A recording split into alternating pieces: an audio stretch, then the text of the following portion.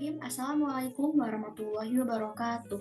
Pada kesempatan kali ini, saya Resha Nadani Umaira, pemberinduk mahasiswa 120208042 dari kelas 5B akan menganalisis jurnal internasional yang berjudul Investigating Student Reasoning About Acid-Base Reaction dari Melanie M. Cooper, Hoviko Yongjian, dan Sonia M. Underwood dengan doi sebagai berikut.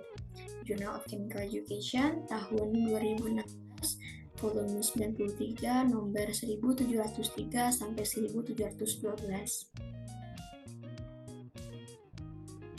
Adapun latar belakang masalah, reaksi kimia asam basa merupakan pusat dari berbagai macam reaksi kimia.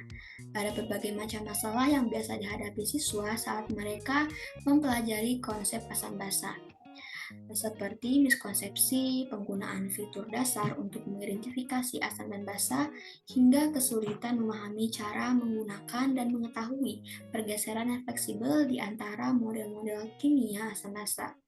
Meskipun ada banyak penelitian mengenai miskonsepsi siswa pada materi asam basa, namun hanya ada sedikit penelitian tentang pemahaman siswa pada reaksi asam basa itu sendiri. Nah, untuk membantu memahami bagaimana siswa melakukan penalaran tentang reaksi asam basa, dan penelitian ini dikembangkan tugas penilaian yang mendorong siswa untuk membuat penjelasan tentang bagaimana dan mengapa reaksi tersebut terjadi. Adapun masalah penelitian dengan tujuannya yaitu yang pertama, dengan cara apa siswa bernalar tentang reaksi asam basa. Lalu yang kedua, dengan cara apa struktur prom tugas mempengaruhi respon siswa. Dan yang ketiga, dengan cara apa penalaran siswa tentang reaksi asam basa berhubungan dengan cara mereka menggambar panah mekanistik. Adapun metode penelitian, pada hal ini metode penelitian yang digunakan yaitu kualitatif, waktunya selama 1 semester, instrumen yang digunakan yaitu prom tugas, SurveyMonkey, Socrates, dan pedoman wawancara. Adapun teknik pengumpulan data yaitu analisis tematik transkrip dan wawancara. Subjek penelitian pada penelitian ini yaitu 812 mahasiswa yang telah terdaftar dalam mata kuliah kimia umum semester kedua di dua universitas yang berbeda, yaitu Universitas Negeri Riset di Tenggara dan Universitas Negeri di Barat Tengah Amerika Serikat. Adapun variabel yang diteliti yaitu cara siswa bernalar dalam reaksi asam basa. Kemudian ada prosedur penelitian, di mana reaksi asam basa yang umum disajikan kepada siswa, yaitu reaksi asam klorida atau HCl dengan air atau H2O. Kemudian iterasi pertama dari tugas penilaian diberikan pada SP12 di akhir semester pada Universitas 1. Karena iterasi ini hanya membutuhkan tanggapan tertulis dari siswa, maka dilakukan menggunakan SurveyMonkey. Lalu iterasi akhir tugas penilaian diberikan pada SP15 di akhir semester pada Universitas 2. Iterasi survei ini dilakukan menggunakan Socrates yang bertujuan untuk menggambarkan apa yang terjadi pada tingkat molekuler beserta penjelasan mengapa hal itu terjadi. Kemudian untuk memastikan bahwa siswa memahami tugas yang dimaksud, maka dilakukan wawancara pada 5 siswa sebelum iterasi akhir diberikan. Wawancara diarahkan untuk mengukur interpretasi siswa dari pertanyaan dan keselarasan tanggapan mereka.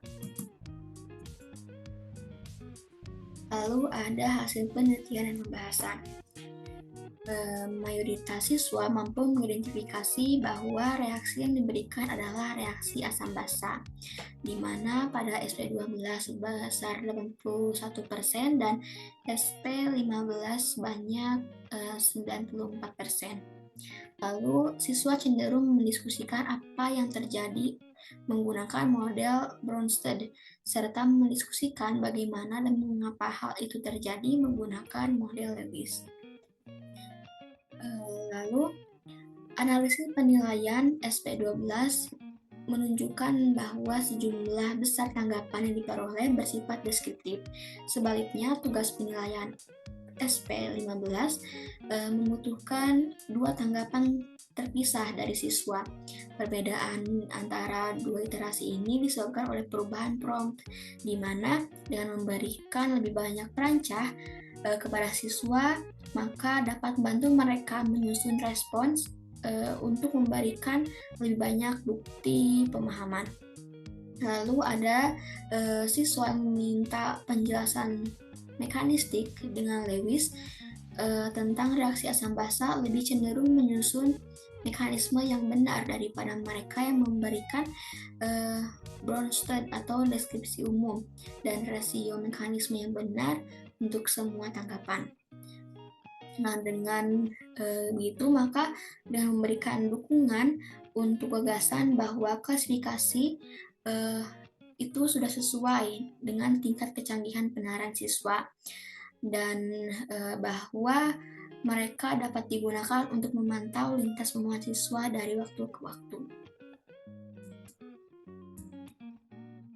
Kemudian ada kesimpulan, di mana yang pertama yaitu sifat prompt dapat secara dramatis mengubah jenis respon yang diberikan siswa, dan yang secara eksplisit menanyakan apa yang terjadi pada tingkat molekuler selama reaksi dan mengapa reaksi terjadi lebih cenderung memicu respon yang memberikan mekanistik daripada sekadar penjelasan deskriptif. Lalu siswa yang memberikan tanggapan mekanistik dengan model Lewis lebih mungkin untuk membangun mekanisme yang tepat menggunakan panah melengkung. Dan siswa yang terakhir yaitu siswa yang memberikan penalaran kausal cenderung memiliki keberhasilan yang lebih tinggi dan membangun mekanisme dengan panah melengkung dibandingkan siswa yang menggunakan model yang sama, misalnya Bronsted, tetapi tidak memberikan penalaran kausal. Adapun komentarnya yaitu atas dasar temuan ini, maka peneliti lain dapat memperluas jenis penilaian ini ke kelas reaksi lain untuk menyelidiki apakah pendekatan serupa dapat meningkatkan penalaran mekanik siswa untuk reaksi lain yang lebih kompleks.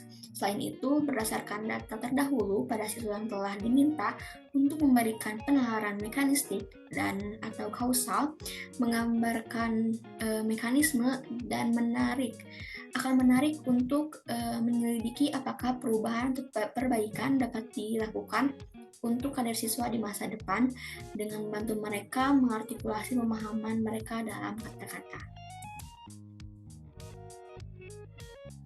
Nah, mungkin sekian yang dapat saya sampaikan. Mohon maaf bila ada kesalahan. Terima kasih atas perhatiannya.